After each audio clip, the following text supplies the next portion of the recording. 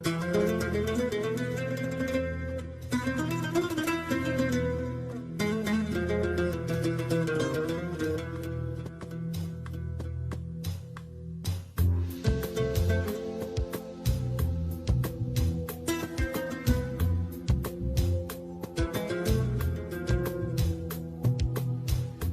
باللہ من الشیطان الرجیم، بسم اللہ الرحمن الرحیم۔ اس مولا کے نام سے ابتدا، اس مولا کے نام سے ابتدا جس کے ناموں کی کوئی انتہا ہی نہیں ہے۔ بلغ العلا بکمالہ، کشف الدجا بجمالہ، حسنت جمیع خصالہ، صلو علیہ وآلہ صلی اللہ تعالی علیہ وسلم۔ محتشم و محترم ناظرین، السلام علیکم ورحمۃ اللہ وبرکاتہ۔ ناظرین، پیدائش سے لے کر موت تک دنیا میں جب انسان آتا ہے تو وہ مختلف لوگوں سے ملتا ہے، وہ ملاقات کرتا ہے، اور کبھی کبھی کچھ ایسے انسانوں سے ملاقات ہوتی ہے جو تادیر یا پھر یوں کہیں کہ زندگی بھر وہ ہمیں یاد رہتے ہیں۔ آج ایک ملاقات پروگرام میں ایک ایسی ہستی سے ہم آپ کی ملاقات کروانے جا رہے ہیں۔ یقیناً آپ نے انہیں بارہا سنا ہے، بارہا دیکھا ہے، اور مجھے پورا یقین ہے کہ آپ ان سے ضرور متاثر ہیں اور انہیں آپ اپنی دعا میں ضرور یاد کرتے ہیں۔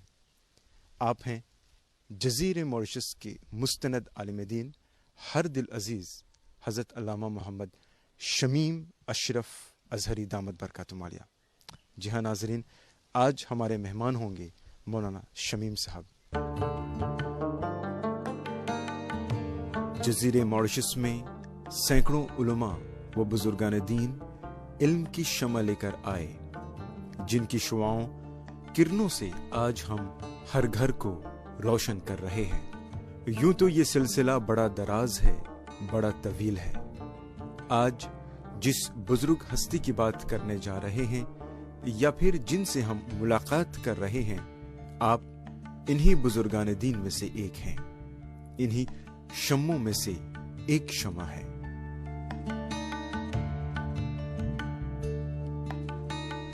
جسم بظاہر پتلا دبلا مگر علم کی مضبوط چٹان ہے۔ اجلا رنگ پرنور چہرہ، پیشانی میں سجدوں کی چمک، لبوں پر صداقت کی مہر، ہاتھ میں عصائے پیری، رفتار میں بزرگوں کی ادا، گفتار میں چہک، کردار میں سنتوں کی جھلک۔ اگر ہم چاہتے ہیں کہ پیس آوے ہمارے ہاں تو ہم کو فالو کرنا پڑے گا قرآن کو، ہم کو فالو کرنا پڑے گا حدیث کو، ہم کو فالو کرنا پڑے گا اپنے بزرگوں کے اقوال کو۔ ہمارے نبی صلی اللہ تعالی علیہ وسلم، جن کا نام نامی اسم گرامی محمد ہے صلی اللہ علیہ وسلم، محمد میں میم ہے مشدد تشدید والا۔ اللہ تبارک و تعالیٰ کا کرم کہ اللہ نے ہمارے نبی کو ایسا نام دیا ہے کہ جس نام سے ہی میسج اور پیغام مل جاتا ہے۔ ان کا نام بھی بڑا، ان کا کام بھی بڑا۔ نام ان کا محمد ہے۔ جب آدمی کہتا ہے محمد تو میم کے تلفظ کے وقت میں اس کے دونوں ہونٹ مل جاتے ہیں۔ گویا اللہ کا رسول اس دنیا میں اللہ کے بندوں کو اللہ سے ملانے آیا تھا۔ منبر و محراب کی زینت، سنجیدگی آپ کی پہچان ہے۔ آپ مجلس و واعظ کی جان ہے، محفل کی شان ہے۔ قرآن مجید الحمدو کے الف سے لے کر والناس کی سین تک اللہ تبارک و تعالیٰ کی قدرتوں اور حضور صلی اللہ تعالی علیہ وسلم کی عظمتوں سے بھرا پڑا ہے۔ انتخاب نورانی، عالم ربانی، فاضل ازہر یعنی دنیا کی عظیم دانشگاہ جامعہ ازہر کے قابل فخر اور باہنر فرزند، جنہیں ہم اور آپ محبت و شفقت سے مولانا شمیم صاحب کہتے ہیں۔ آپ ہیں حضرت علامہ مولانا الحاج محمد شمیم اشرف ازہری دامت برکاتہ عالیہ۔ آئیے ناظرین، حضرت قبلہ سے اپنی گفتگو کا آغاز کرتے ہیں۔ حضرت قبلہ، سب سے پہلے تو MBC کی طرف سے اور ایک ملاقات ٹیم کی جانب سے آپ کا تہہ دل سے بہت بہت شکریہ کہ آپ نے ہمیں اپنا وقت دیا. اور ہمیں معلوم ہے کہ میں ناظرین کو بھی یہ بتانا چاہتا ہوں کہ بہت اصرار کے بعد ہی مولانا صاحب اس پروگرام کے لیے راضی ہوئے ہیں. بس یہی دعا ہے کہ اللہ رب العزت جو باتیں بھی آپ بتائیں گے ان پر سب سے پہلے مجھے اور ہم سب کو عمل توفیق عطا فرمائے. آمین. ثم آمین. آمین. حضرت قبلہ، ایک ملاقات پروگرام کچھ ایسا پروگرام ہوتا ہے جس میں ہم اپنے مہمان سے بات کرتے ہیں، ان کی زندگی کے بارے میں، ان کی تربیت کے بارے میں، جس شعبے سے ان کا تعلق ہے ان کے بارے میں ہم بات کرتے ہیں. اور یقیناً جو تجربات آپ کے رہے ہیں اس میدان میں، تو ظاہر سی بات ہے، میں سمجھتا ہوں کہ یہ ایک اچھا پلیٹ فارم ہے جہاں سے لوگ اس سے استفادہ کر سکیں گے. اور انشاءاللہ دوران پروگرام ہم حالات حاضرہ کے تحت بھی ہم کچھ سوالات کریں گے اور آپ کے تاثرات جاننے کی کوشش کریں گے. آئیے باقاعدہ رسمی سوال مولانا شمیم صاحب کہ آپ کی پیدائش اور تعلیم و تربیت، اس کے بارے میں ہمارے ناظرین کو کچھ بتائیں. بسم اللہ الرحمن الرحیم. اس گنہگار کی پیدائش ہندوستان میں ہوئی جی. اور میرا تعلق زمیندار خاندان سے تھا، جی. مگر حالات بدلے اور ہمارے خاندان کے بہت سے لوگ ملک چھوڑ کر چلے گئے. لیکن میرے والد صاحب رحمۃ اللہ علیہ، مولانا الحاج محمد نعیم اللہ خان علیہ الرحمہ، رحمۃ اللہ علیہ، وہ نہیں گئے. انہوں نے فرمایا کہ اگر ہم سب چلے جائیں گے تو ہماری مسجدوں کا، ہمارے قبرستانوں کا، ہمارے مدرسوں کا کیا حال ہوگا. اس لیے وہ نہیں تشریف لے گئے، بس انہوں نے گاؤں چھوڑ کر شہر میں چلے آئے، الہ آباد. اچھا. اور شہر میں آنے کے بعد ان کے استاد، ان کے مربی، ان کے مرشد حضرت مولانا مجاہد ملت مولانا حبیب الرحمن صاحب قبلہ اچھا. رحمۃ اللہ تعالی علیہ کا ادارہ جامع حبیبیہ، اس کو والد صاحب رحمۃ اللہ علیہ اپنی نگرانی میں چلاتے رہے اور اس کی کچھ تعمیر کا بھی کام فرماتے رہے. اور مجاہد ملت رحمۃ اللہ تعالی علیہ کی غلامی اور شاگردی کا حق انہوں نے ادا کیا اور وہیں پہ ان کا انتقال بھی ہوا. اور آج ان کا مزار شریف الہ آباد ہی میں ہے. حضرت جی تقریباً کس سن کی بات کر رہے ہیں آپ؟ پیدائش تو میری ہوئی ہے تقریباً 1938 میں. اچھا.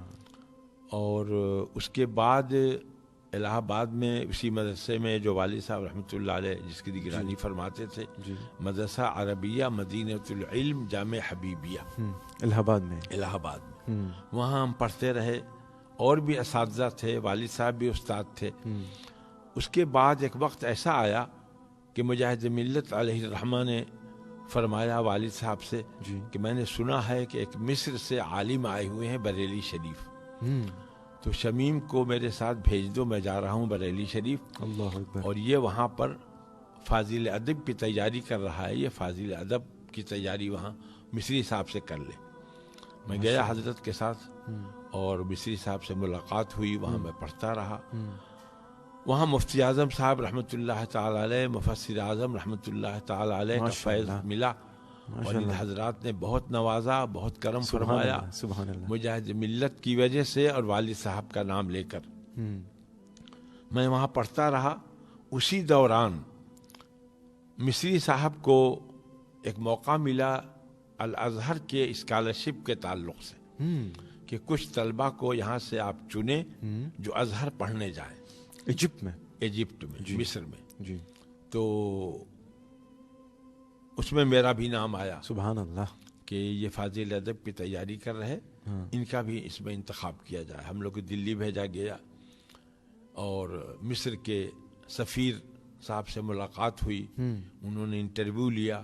الحمدللہ کامیاب ہوئے ہم، ماشاءاللہ. اور ہم کو بھی اسکالرشپ الازہر جانے کا ملا. میرے ساتھ اعلیٰ حضرت رضی اللہ تعالیٰ عنہ کے خاندان کے مولانا اختر رضا صاحب، ماشاءاللہ، ان کا بھی انتخاب ہوا. ماشاءاللہ. اور ہم دونوں ساتھ الازہر گئے. اور اللہ کا کرم ایسا کہ ہم لوگوں کو جو الازہر ہاسٹل میں کمرہ ملا، دونوں کو بازو میں کمرہ ملا. سبحان اللہ. سبحان اللہ. اور مجھے ان کا فیض صحبت حاصل ہوا. جی. اور ان کی برکتیں خاندانی جو روایات تھیں مجھ گنہگار کو بھی حاصل ہوئی. اور پھر 4 سال کے بعد وہ بھی لوٹے اور میں بھی لوٹا. ٹھیک.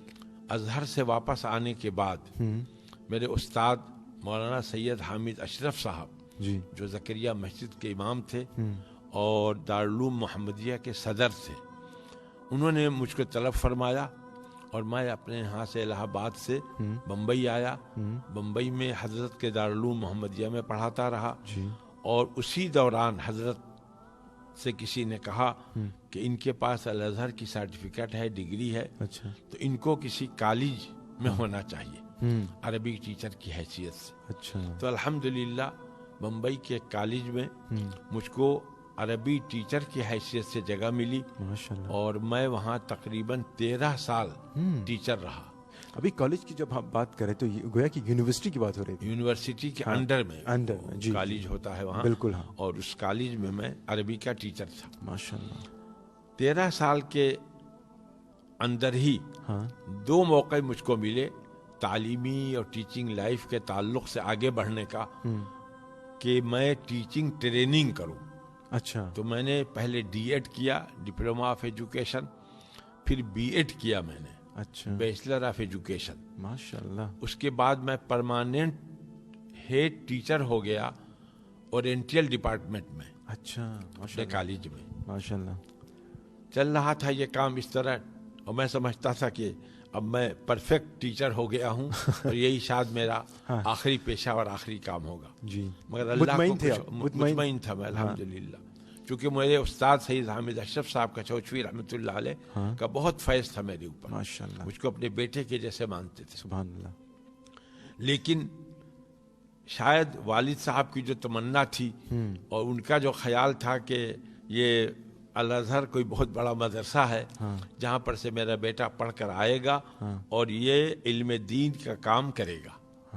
ان کے ذہن میں علم دین تھا. جی. ان کے ذہن میں سرٹیفکیٹ اور ٹیچنگ لائف اور یہ سب کچھ نہیں تھا. حضرت مولانا شاہ منظورانی صاحب رحمۃ اللہ علیہ روحانی بزرگ ہیں. ماشاءاللہ. بے شک روحانی بزرگ تھے، روحانی بزرگ کے صاحبزادے ہیں. وہ بمبئی تشریف لائے. اچھا. جس مسجد میں میں جمعہ پڑھاتا تھا موتی مسجد بائی کلہ، وہیں سے قریب ایک محلہ ہے مصطفیٰ بازار جہاں مولانا عبدالعلیم صاحب رحمۃ اللہ تعالی علیہ کے مریدین رہتے ہیں وہاں. اور یہ نام مصطفیٰ بازار بھی حضرت مولانا عبدالعلیم صاحب رحمۃ اللہ علیہ کے دیا ہوا ہے. آج تک وہ نام وہاں باقی ہے، مصطفیٰ بازار. مصطفیٰ بازار. تو حضرت مولانا شاہ منظورانی صاحب مصطفیٰ بازار میں ٹھہرے تھے. وہاں سے لوگ جمعے کے لیے میری مسجد میں لے آئے جہاں میں جمعہ پڑھاتا تھا. اچھا. اور میں آیا کالج سے، ہم کو چھٹی ہوتی تھی جمعے کی، ہم آئے تو ہم سے لوگوں نے کہا کہ حضرت آئے ہیں. تو میرے ذہن میں آیا حضرت کا مطلب میرے مجاہد ملت. اچھا. میں نے کہا حضرت کو پہلی صف میں لے چلیے، بیٹھائیے، میں آتا ہوں. میں تیار ہو کر آیا، دیکھا تو حضرت مجاہد ملت نہیں، ایک دوسرے نئے مولانا ہے، مگر ان کی فوٹو میں نے دیکھی تھی، پہچانا. اچھا. پہلی مرتبہ حضرت کو ابھی حضرت کی زیارت کی میں نے پہلی مرتبہ. اچھا. اچھا. تو میں سمجھ گیا کہ حضرت مولانا شاہ منظورانی صاحب ہیں. ان کی فوٹو دیکھی تھی، ان کی جو سیاسی سرگرمیاں تھی پاکستان میں اس بہت ایکٹیو تھے. اور قادیانیت کے خلاف جو انہوں نے کام کیا اور دشمنان رسول کے خلاف جو انہوں نے کام کیا وہ کس سے چھپا نہیں. میں نے کہا حضرت آپ تقریر فرمائیں، خطبہ پڑھیں، نماز پڑھا دیں. فرمایا نہیں، دیکھو میں بہت تھک گیا ہوں، تقریر میں کر دوں گا اور خطبہ نماز آپ پڑھائیں. اب حضرت کے حکم پر میں خطبے کے لیے میں نے ہاں کہہ دیا. اب حضرت کی جو تقریر سنی میں نے پوری، تو بہت غور سے سنا. اور میری عادت تھی کہ میں جو اردو میں تقریر کرتا تھا، یہاں موریشس آنے کے بعد بھی میرا وہی طریقہ تھا کہ جو اردو میں تقریر کرتا تھا میں اسی کا تقریباً ترجمہ یا سمری میں عربی خطبے میں بیان کرتا تھا. اچھا.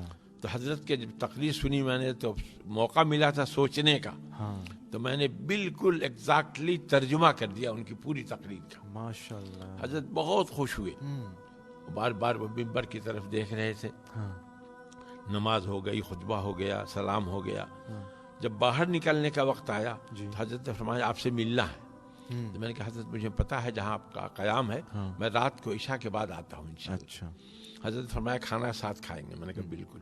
رات کو حاضر ہوا میں، تو حضرت نے گفتگو عربی میں شروع کی۔ اچھا، لوگوں نے وہاں کے بتایا ہوگا کہ یہ خطبہ اس طرح پڑھتے ہیں یہ، ہاں ہاں، تو حضرت عربی میں گفتگو ہوئی۔ اس کے بعد پھر جب یہ ذکر آیا کہ میں الہ آباد کا ہوں، تو حضرت نے فرمایا مولانا الحاج کو جانتے ہیں آپ؟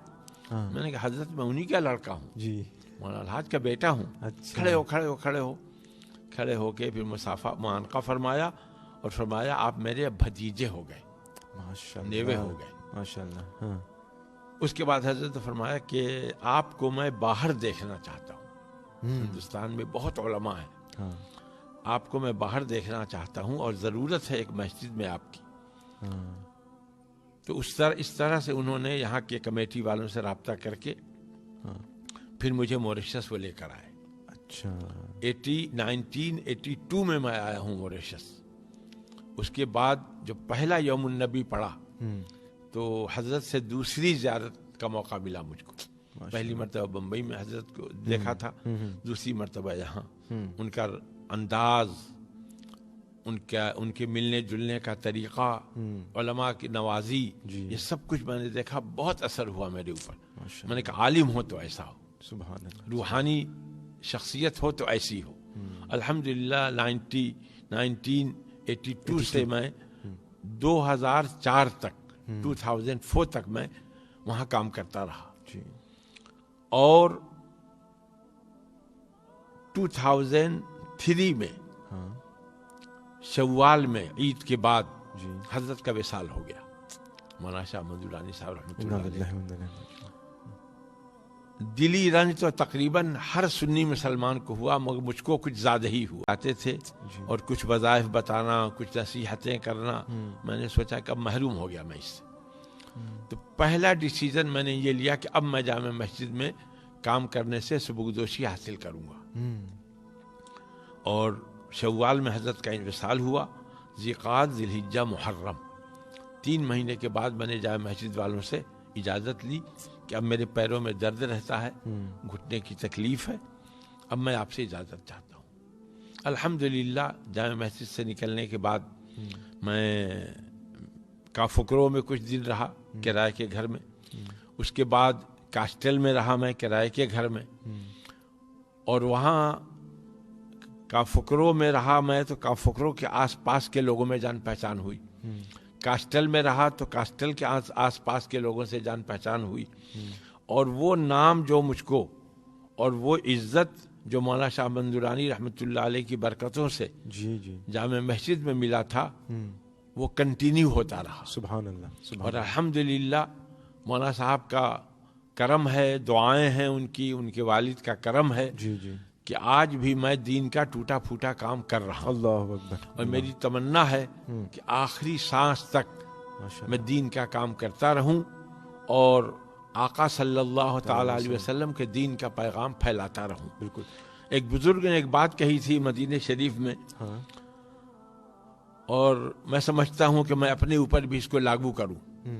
وہ فرماتے ہیں کہ میں مدینہ شریف حضور کی زیارت کے لیے آتا ہوں، روزے پہ حاضری کی نیت سے آتا ہوں سلام کرنے، اور مدینے سے جاتا ہوں حضور کا کام کرنے کے لیے اپنے ملک میں، کہ حضور کا جو میسج ہے، پیغام ہے، وہ میں اپنے ملک میں پھیلاتا رہوں۔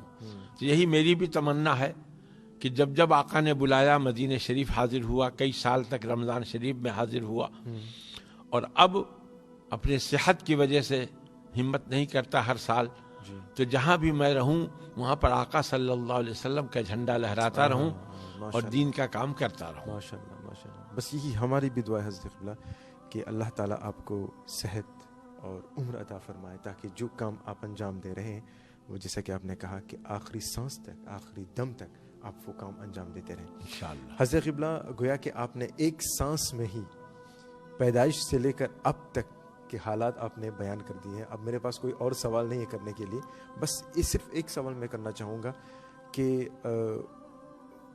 وہ پیریڈ، وہ دور، وہ زمانہ جب آپ جمعہ مسجد سے آپ کا تعلق تھا، تو ظاہر سی بات ہے کہ جمعہ مسجد جو کہ اتھارٹی ہے موریشس میں، تو وہاں پر آپ نے جب خطابت جب آپ نے شروع کی تو کیا یہ آسان تھا، یا کیونکہ جن حالات میں آپ وہاں ہندوستان سے موریشس آئے تھے اور موریشس اس زمانے میں وہ کیسا تھا، آپ ذرا ہمارے بہت فرق ہو گیا. میں جب 1982 میں موریشس آیا تھا، جی میں کہہ سکتا ہوں کہ بہت پیارا موریشس تھا. جیسا کہ انگریزوں نے کہا ہے پیس آف پیراڈائز. تو میں یہ سمجھتا ہوں کہ مذہبی اعتبار سے بھی لوگ بہت اسلام اور دین کے طرف جھکے ہوئے تھے. پتہ نہیں کس کی نظر لگ گئی موریشس پر کہ حالات بدلے، جوان بدلے، انداز بدلا، دین سے دوری ہوتی گئی اور اسلامی اقدار کی قدر و قیمت سمجھے بغیر لوگ آگے بڑھتے رہے. اس کا نتیجہ یہ ہوا کہ ہمارے جوان بری لائنوں پہ آ گئے. ماں باپ پریشان، روتے رہے ماں باپ، میں نے بیٹے کو پڑھایا لکھایا، اتنا پیسہ خرچ کیا، کاغو کان میں کام کر کر کے میں نے اس کو پڑھایا. آج یہ بچہ نماز کو بھی نہیں پوچھتا، یہ بچہ قرآن بھی نہیں سیکھنا چاہتا. تو یہ دور یہ تقریباً موریشس آنے کے بعد 10-15 سال تک بہت اچھا رہا. اس کے بعد یہ تبدیلی اور یہ فساد اور یہ انحطاط شروع ہوا. اس میں ہمارے علماء، ائمہ، متولی صاحبان بہت اچھا کردار ادا کرتے رہے کہ جس سے ہمارے جوان سدھر جائیں اور نیکیوں کی طرف آ جائیں. تو جگہ جگہ ان لوگوں نے کچھ پروگرامز ایسے کیے کہ جس میں نوجوانوں کو خاص کر ایڈریس کیا گیا اور الحمدللہ کام ہوا. لیکن جیسے کوئی آدمی بیمار ہو، اس کے منہ کا مزہ خراب ہو، تو اس کے سامنے اچھا سے اچھا کھانا آپ لا کر رکھ دے، اچھے سے اچھا فروٹ رکھ دے، اس کا مزہ اس کو نہیں ملتا. تو نہیں ملا ان کو. اور یہی سلسلہ چل رہا ہے.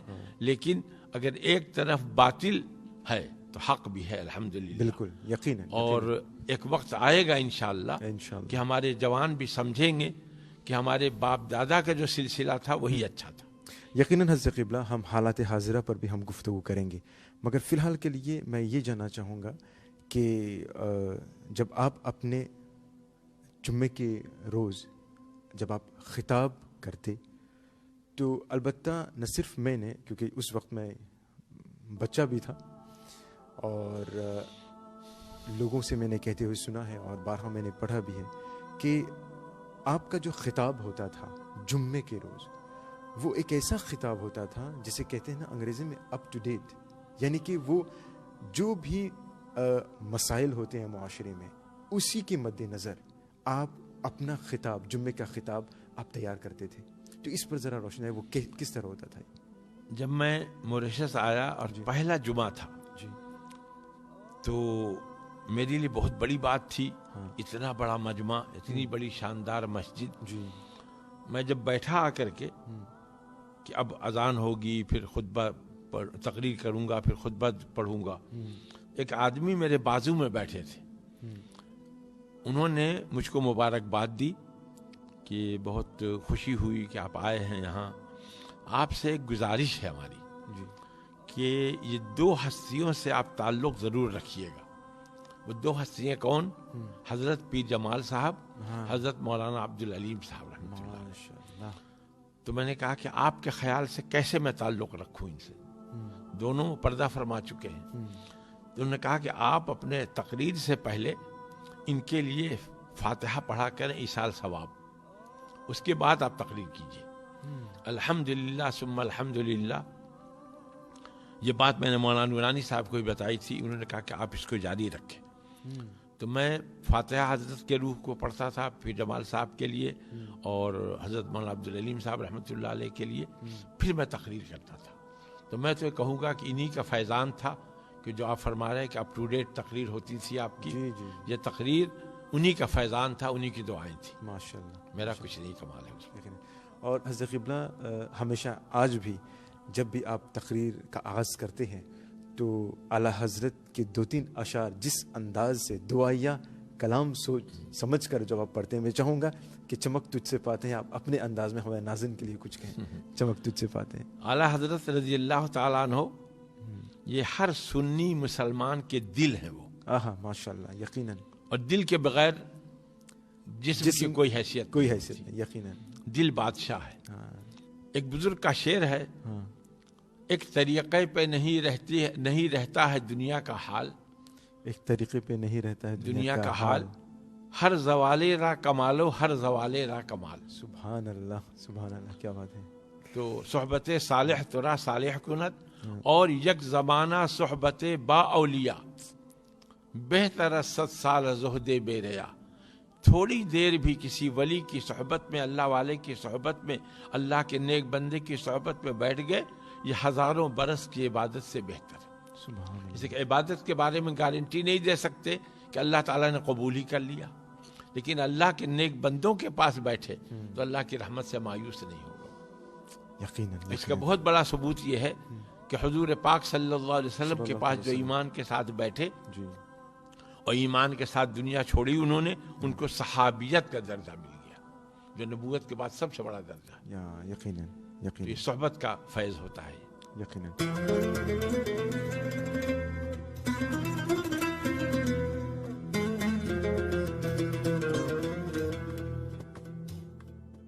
حضرت قبلہ، ہم اپنے دکھ سے سیگمنٹ کی طرف ہم جائیں گے، جو ہے حالات حاضرہ کے مد نظر ہم آپ سے گفتگو کریں گے۔ ناظرین، ہم آپ کو بتاتے ہیں کہ اس وقت آپ ایک ملاقات پروگرام دیکھ رہے ہیں، اور آج ایک ملاقات پروگرام میں ہماری بلکہ ہم سب کی خوش نصیبی ہے، خوش بختی ہے کہ ہمارے ساتھ جزیرہ موریشس کے مستند عالم دین حضرت قبلہ حضرت علامہ مولانا محمد شمیم اشرف اظہری دامت برکاتہم عالیہ بنفس نفیس اس پروگرام میں آج تشریف رکھتے ہیں۔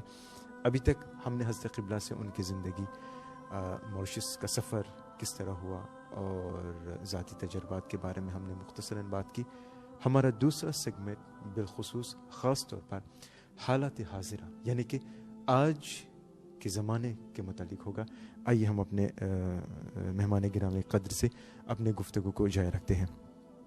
حضرت قبلہ، ذاتی باتیں تو ہو گئیں، اب آتے ہیں آج کے زمانے کے حوالے سے کچھ چند گفتگو میں کرنا چاہوں گا۔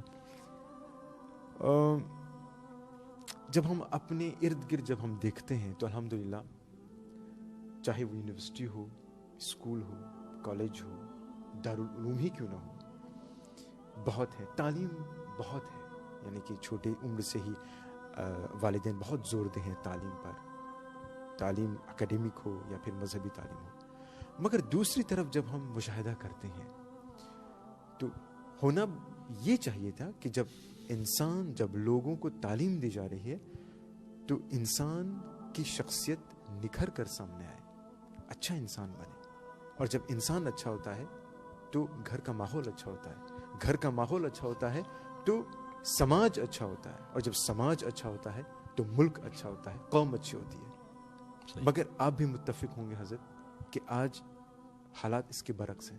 صحیح۔ کیوں؟ بات یہ ہے کہ ہمارے بزرگ بوڑھے لوگ، ان کو بڑی اچھی صحبتیں ملی، جو ہندوستان سے موریشس آئے وہ پڑھے لکھے بہت زیادہ نہیں تھے، یونیورسٹی اور کالج وغیرہ کے پڑھے ہوئے نہیں تھے، مگر ایمان لے کر آئے تھے وہ، اللہ، ایمان ان کے ساتھ بہت مضبوط رہا۔ آنے کے بعد انہوں نے مسجدوں میں تو مسجدوں کی طرف توجہ دی اور مسجدیں بنائیں۔ چنانچہ آج بھی موریشس میں پہلی مسجد جو بنی ہے وہ انہی حضرات کی بنائی ہوئی مسجد ہے۔ اپنے ساتھ وہ کچھ کتابیں لائے اردو میں، ان کتابوں کو انہوں نے یہاں پھیلایا، جیسے نور نامہ وغیرہ، جی جی، اور گھر گھر یہ کتابیں پڑھی جاتی تھی۔ اس کے ساتھ ساتھ انہوں نے ایک کام یہ کیا کہ ہر سال محرم شریف کے مہینے میں پہلی تاریخ سے لے کر 10 محرم عاشورہ تک 10 محفلیں ہوں گی، مجلس کہتے تھے۔ اس میں پورا گاؤں، پورا محلہ حاضر ہوتا تھا، ایک ایک آدمی کی طرف سے گاتو بانٹا جاتا تھا، لوگوں کی دعوتیں کھانے کی ہوتی تھی، اور امام صاحب 10 مجلسیں پڑھ کر لوگوں کو واقعات سناتے تھے، ہجرت سے لے کر کے شہادت امام حسین تک کے واقعات تو جوان لوگوں کو سننے کو ملتا تھا. ہاں تو بوڑھوں کا وہ جو خزانہ تھا اس کو وہ منتقل کر رہے تھے جوانوں کی طرف. اللہ یقیناً. جب سے جوانوں کو کالج یونیورسٹی کی ہوا لگی ایسی لگی کہ وہ مسجد کے معطر اور خوشبودار فضا کو بھول گئے. ان کا بہانہ ہوا ہوم ورک بہت ہے, دیوا بہت ہے, مجلسوں میں آنا بند کر دیا, کسی نے ایک دن آیا 2 دن آیا پھر نہیں آیا. تو اس کو وہ جو خزانہ ان کے باپ دادا دینا چاہتے تھے وہ نہیں ملا, ان کو نہیں ملا, جس کی وجہ سے وہ غلط صحبتوں میں پڑ گئے. میں نام نہیں لینا چاہتا ان غلط صحبتوں کا, لیکن موریشس کا ہر آدمی تقریباً جانتا ہے کہ موریشس کے ماں باپ جن کے بچے غلط لائنوں پہ چلے گئے اپنی زندگی سے کھیل بیٹھے ہیں وہ, اور ان کے ماں باپ رو رہے ہیں. میں نے پڑھایا لکھایا سب کیا اس کو, لیکن یہ کس غلط اس میں چلا گیا, کن غلط لوگوں میں چلا گیا. تو یہی محرم میں جیسے 10 مجلسیں 12ویں شریف میں عید میلاد النبی کے نام پر 12 مجلسیں ہوتی تھی. 11ویں شریف آئی حضرت غوث اعظم رضی اللہ تعالیٰ عنہ کے تعلق سے 11 مجلسیں ہوتی تھی, اور بڑی پابندی سے سنی مسجدوں میں اس کو پابندی سے جاری رکھا گیا, اور آج بھی جاری ہے الحمدللہ. کمیت ضرور رہی, کیفیت کم ہو گئی. بہت بڑی بات کہہ دی حضرت. کوانٹیٹی رہی, کوالٹی کم ہوتی گئی. نتیجہ اس کا یہ ہوا کہ آج ہر صاحب دل ضمیر والا باپ رو رہا ہے. میں نے بیٹے کو پڑھایا تو یہ ہو گیا, بیٹی کو پڑھایا تو یہ ہو گیا, بیٹی نے بھی شریعت کا نہیں پاس رکھا, بیٹے نے بھی شریعت کا نہیں پاس رکھا. اور ایک بات اور عرض کر دوں کہ مجھ کو یاد ہے کہ جب مولانا نورانی صاحب تشریف لاتے تھے تو بوڑھے لوگ اپنے بچوں کو حضرت کے پاس لے کے آتے تھے, حضرت دعا کیجیے دعا کے لیے. وہ یہ دعاؤں والا سلسلہ دن بدن کم ہوتا گیا, اور ان دعاؤں کی برکت بھی جوانوں کو شاید نہیں ملی. اب اس کی وجہ سے ہمارے جوان کہتے ہیں نا کہ جب خالی دماغ ہوتا ہے تو شیطان کا فیلڈ ہوتا ہے. جی جی جی. تو جب خالی دماغ ان کا ہوا دین سے تو شیطان نے کام کرنا شروع کیا, ان کو بری صحبتوں میں ڈالا, برے کاموں میں ڈالا, فلم میں ڈالا, ڈرامے میں ڈالا, بے حیائی میں ڈالا. نتیجہ یہ ہوا کہ اب اس وقت اگر میں کہوں کہ اسلام پر بڑا عجیب وقت آیا ہے. ہمارے بزرگوں میں سے ایک بزرگ نے رسول پاک صلی اللہ علیہ وسلم کی بارگاہ میں ایک استغاثہ کیا ہے. میں اس کا وہ شعر سنا دیتا ہوں. جی بالکل. اور اکثر میں پڑھا بھی کرتا ہوں یہ شعر تقریروں میں. اے خاصہ خاصان رسول وقت دعا ہے, یا رسول اللہ صلی اللہ علیہ وسلم اب آپ دعا فرمائیے. امت پہ تیری آ کے عجب وقت پڑا ہے, آپ کی امت کے اوپر عجیب وقت آ گیا. کیا ہو گیا یہ سب ہمارے ساتھ, ہمارے بچوں کے ساتھ, ہمارے جوانوں کے ساتھ. جس گھر میں قرآن پڑھا جاتا تھا آج اس گھر میں بلند آواز سے فلم دکھائی جا رہی. جس گھر میں نماز پڑھی جاتی تھی